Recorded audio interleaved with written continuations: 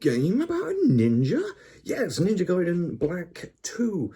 Ninja Gaiden 2 Black is the next game I've been playing this week, and here's my review on it.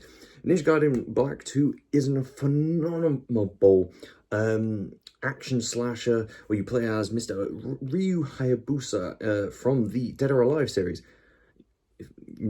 This game is really fun, but it's one of the important things is it's really hard.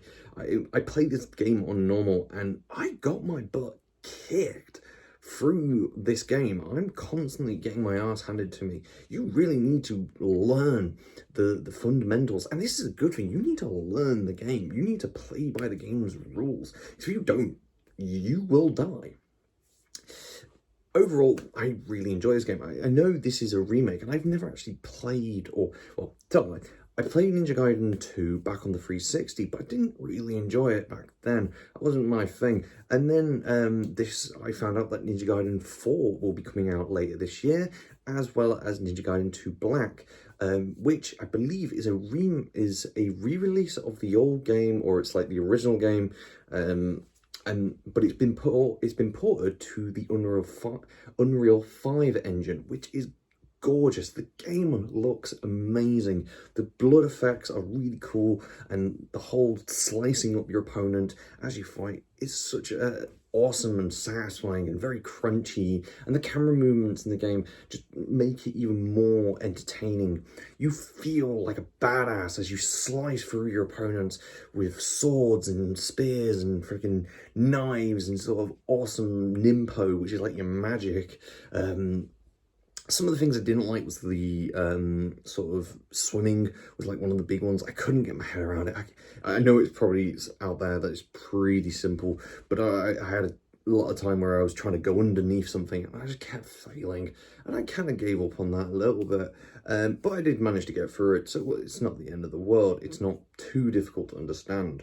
And sometimes the parkour slash platforming in this game can get a little bit annoying, with your character sort of just randomly not going to where you think.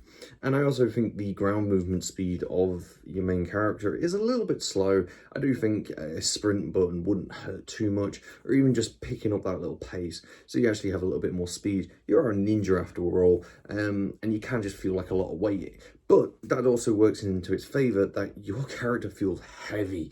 Like when you swing your battle axe around, you fucking hit them.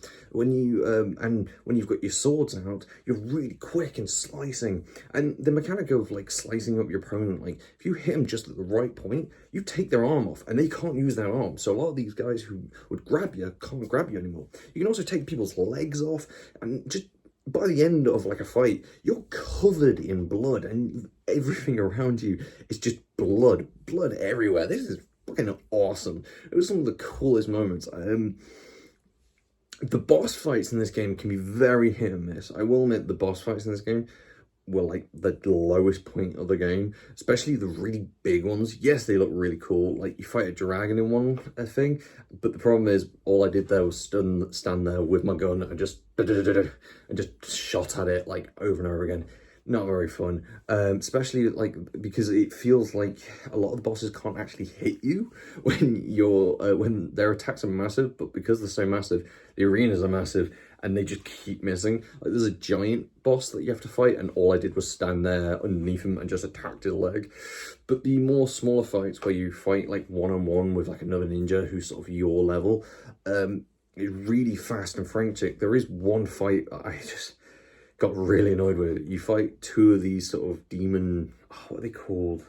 Kengo, I think they're called. And you fight two of them at once.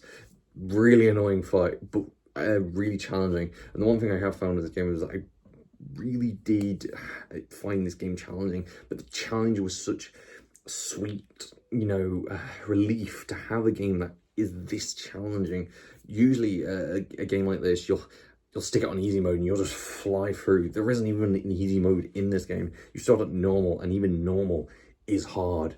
I think if you want a challenging game that feels fair, unlike games like Dark Souls or Elden Ring, this game feels fair. If you learn your systems and learn the combos, you can take out a lot of the enemies pretty comfortably. And if you know how to you know, deal with each enemy, you will take them out really quickly. There are moments in this game where I've figured out the enemy's patterns and stuff, and I'll just go, what, bam, I just take them all out. I don't know why I'm doing that, what, bam. I just took them all out in really quick succession.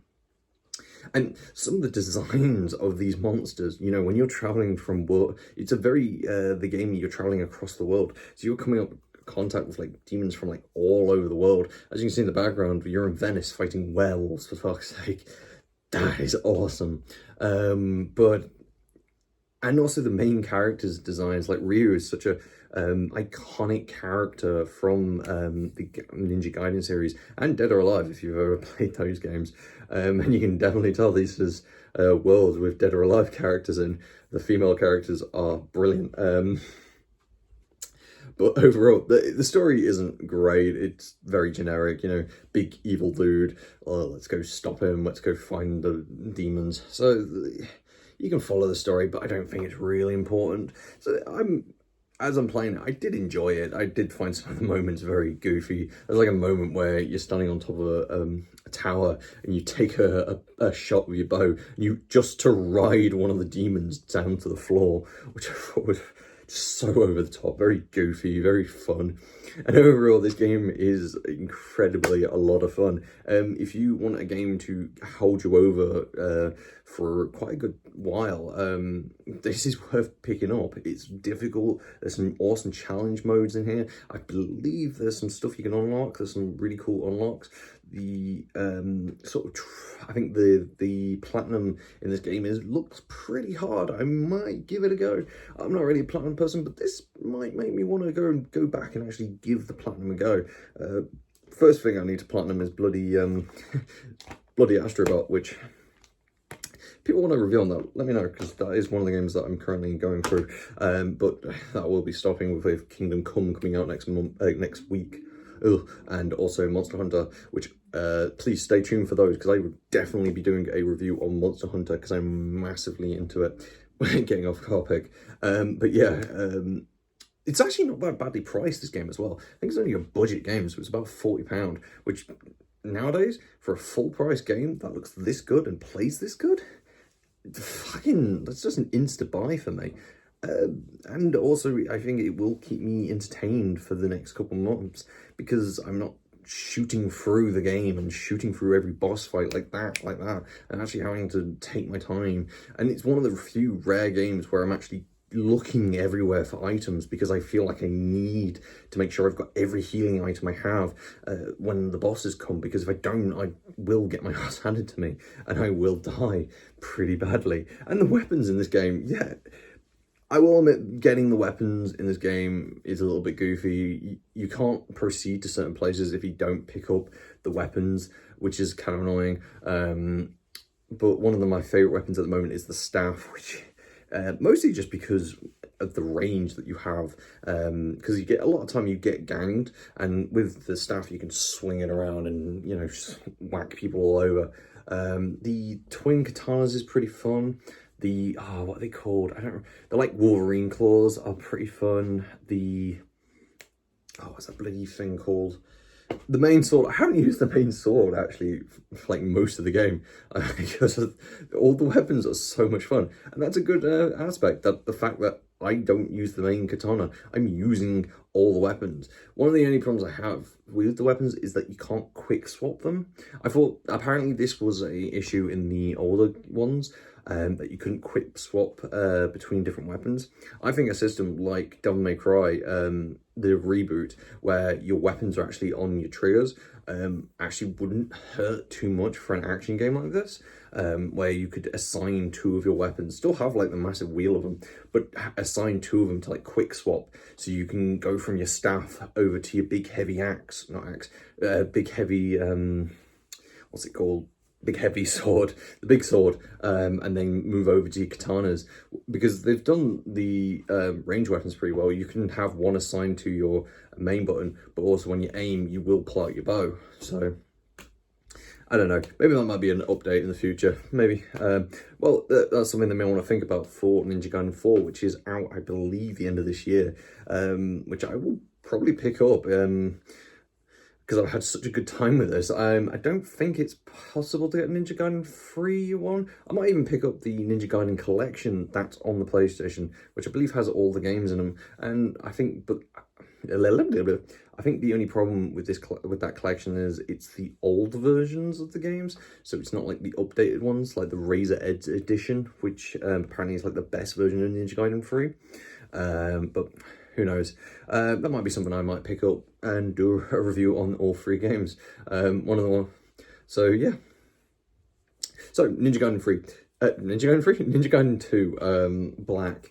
Should you pick this game up? Yes, go pick it up. It's brilliant. It's super awesome. I love ninjas, and I think ninjas are cool, and the fact that we're getting some really cool ninja games coming out very soon, with Ninja Gaiden and Ghost of Yotei, and I believe that's it. There's no other ninja games coming out that respect, you know, the culture and doesn't fuck over its fan base. But yeah, go pick this game up. I think it's on sale at the making of this video, so you could probably pick it up for a little bit less.